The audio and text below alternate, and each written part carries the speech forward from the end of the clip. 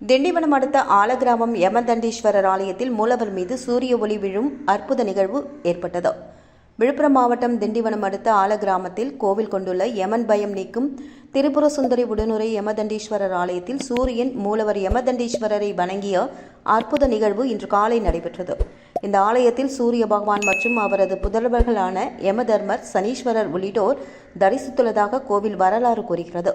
இன்று காலை 5:55 மணிக்கு சூரிய உதயம் ஏற்பட்ட நிலையில் காலை 6 மணி முதல் 6:11 மணி வரை சூரிய பகவான் யமதண்டீஸ்வரரை தரிசித்த நிகழ்வானது நிகழ்ந்தது.